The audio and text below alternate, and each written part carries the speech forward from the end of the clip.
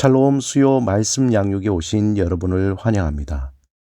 양육 1단계인 믿음의 기초 6번째 시간, 인간 관계적인 존재입니다. 함께 말씀을 나누며 예수를 알고 예수 안에 성장하며 예수를 증거하는 삶으로 변화되시길 소망합니다. 이 시간 잠시 침묵으로 기도드리겠습니다.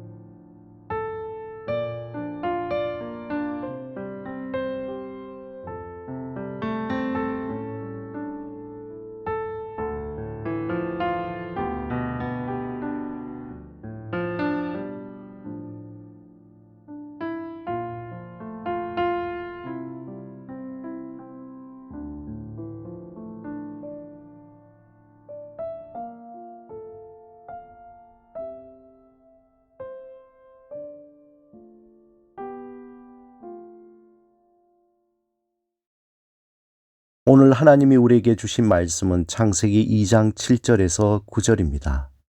함께 말씀을 읽고 우리에게 들려주시는 하나님의 음성을 듣겠습니다. 여호와 하나님이 땅의 흙으로 사람을 지으시고 생기를 그 코에 불어 넣으시니 사람이 생명이 되니라. 여호와 하나님이 동방의 에덴의 동산을 창설하시고 그 지으신 사람을 거기 두시니라. 여호와 하나님이 그 땅에 보기에 아름답고 먹기에 좋은 나무가 나게 하시니 동산 가운데에는 생명나무와 선악을 알게 하는 나무도 있더라.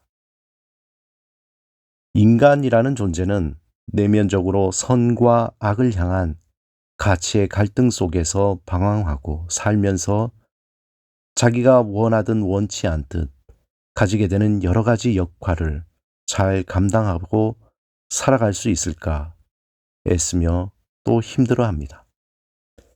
우리가 무엇을 하든 부인할 수 없는 또 한 가지는 인간은 관계 속에서 쉽게 무너지고 쉽게 세워지는 관계적 존재라는 것입니다. 누구나 진정한 자아를 잃어버린 존재라는 사실인 것이죠. 어떻게 보면 우리의 인생이라는 것이 그 진정한 자신을 찾아 떠나는 긴 여행과 같습니다. 이런 인생의 긴 여정 속에서 진정한 나를 찾기 위해 애를 쓰지만 무엇인가 잡힐 듯 잡히지 않는 안타까움이 우리에게 있습니다. 결국 인간은 자신의 모습을 인간 관계 속에서 어렴풋이 찾게 됩니다.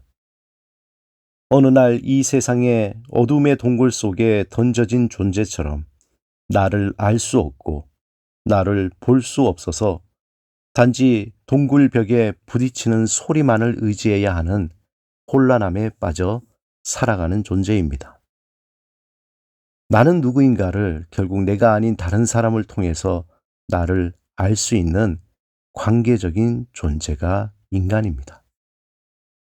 어떤 날은 다른 사람이 나를 괜찮게 보는 것 같아 내가 괜찮은 사람인 줄 알았는데, 어떤 날은 다른 사람이 나를 무시하는 것 같아 내가 무시당하는 못난 사람인 것처럼 여겨집니다.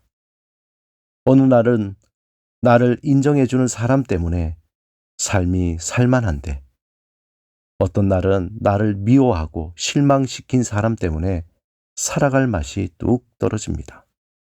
모르긴 해도 아무리 돈이 많고 고위 관직에 있고 훌륭한 학문적인 업적을 가지고 있을지라도 인간은 관계 속에서 누구나 내가 누군가에게 받아들여지지 않고 사랑받지 못한다고 생각될 때 자신이 가진 모든 것이 허상에 불과한 것처럼 느끼게 됩니다.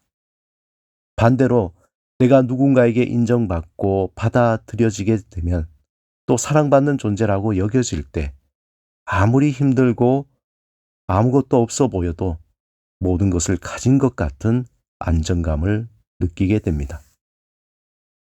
그렇다면 선과 악의 사이에 있는 인간, 사회적 역할을 감당하며 살아가야 하는 인간 관계에서 자신을 찾고자 방황하는 인간이 자신의 진정한 자아를 어디에서 찾을 수 있을까요? 이렇게 진정한 자아를 잃어버리고 늘 방황하며 살아가는 인간이 진정한 자신을 찾을 수 있는 유일한 곳은 하나님 품이라고 성경은 말씀하고 있습니다. 창세기 1장 2장에서 하나님의 걸작인 인간이 하나님을 떠날 때 먼지에 불과하다고 말씀합니다. 창세기의 인간을 흙의 티끌로 만들고 하나님의 숨을 불어넣어 만들었다는 것을 의미하는 그 인간은 하나님을 떠나서는 형체를 찾을 수 없는 티끌에 불과하다고 말합니다. 거꾸로 말하면 인간이 내가 누구인지 진정한 나를 찾기 위해서는 이 세상 속이 아닌 하나님 품 안에서 진실로 가능하다는 것입니다. 인간은 하나님과 관계 속에서 진실로 자신이 누구인지 알게 되고 흔들리지 않는 기초 위에 서 있는 존재가 된다고 성경은 말씀합니다. 우리의 진정한 자아는 무엇입니까? 하나님 품 안에서 인간이란 무엇입니까? 하나님은 그 품 안에서 인간을 향해 너는 내 사랑받는 자라고 말씀하십니다. 하나님 품 안에서 우리는 하나님의 사랑받는 자입니다. 그 품 안에서 우리는 또렷하게 내가 누구인지, 내가 어떤 존재인지 알고 있었습니다. 즉, 우리는 하나님의 자녀요, 영원히 하나님의 사랑을 받는 존재라는 것입니다. 인간이 선악을 알게 하는 나무 열매를 먹고 하나님과 같이 되고자 하나님의 품을 떠났을 때 불행하게도 인간은 자신의 진정한 얼굴을 잊어버리게 되었습니다. 내가 누구인지, 어디서 왔는지, 또 어디로 가는지 알 수 없는 티끌과 같은 존재가 된 것입니다. 하나님의 품을 떠난 인간이 자신을 알 수 있는 것은 오직 타인의 얼굴을 통해 자신을 볼 수밖에 없는 존재가 되었습니다. 그러기에 자신의 얼굴이 피카소의 그 그림처럼 마치 일그러진 얼굴로 자신을 볼 수밖에 없습니다. 깨어진 거울에 비친 깨어진 모습처럼 진정한 나를 찾을 수 없어서 흔들리는 터전 위에 세워진 자신의 모습에 늘 불안해합니다. 하나님의 품을 떠난 인간은 진정한 자아를 잃어버렸습니다. 인간은 세상을 향해 자신을 찾기 위해 끊임없이 사랑을 갈구합니다. 비록 그것이 일시적인 사랑, 일그러진 사랑, 조작된 거짓 사랑일지라도 그것을 통해 자신을 발견하고 안정감을 느끼기를 원하게 됩니다.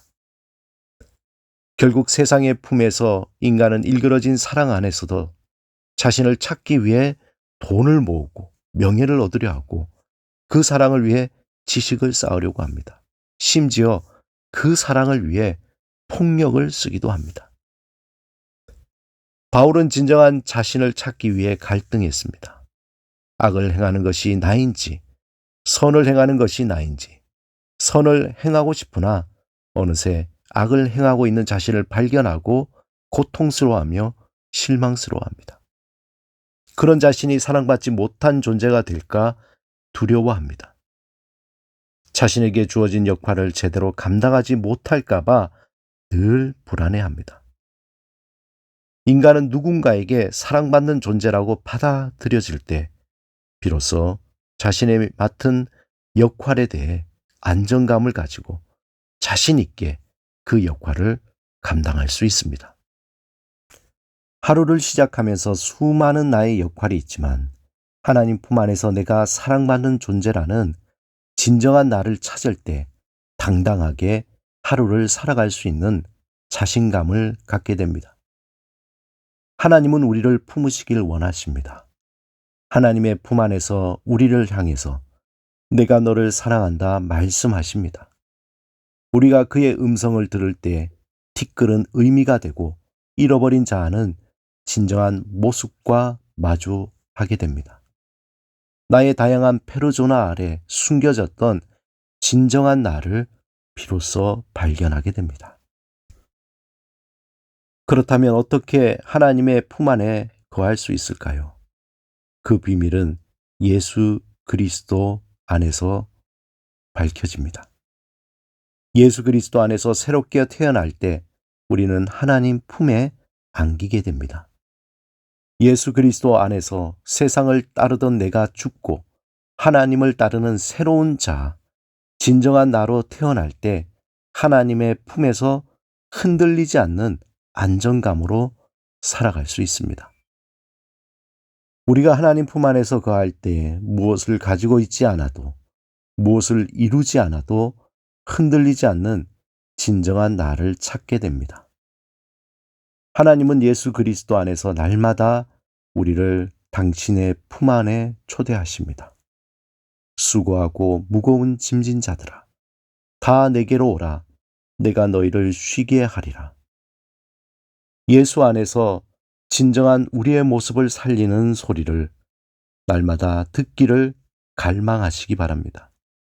하나님의 그 음성을 듣기를 원할 때 그 소리는 점점 더 분명하고 또렷하게 들려집니다. 그 음성을 들을 때마다 우리의 진정한 자아는 더욱 견고하게 세워지고 흔들리지 않으며 삶의 역할, 페르소나를 담대하게 감당하게 될 것입니다. 그 사랑 안에 거하시기 바랍니다.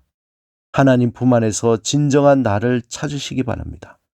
하나님 품 안에서 그의 사랑의 음성을 들으며 살기를 갈망하시기 바랍니다.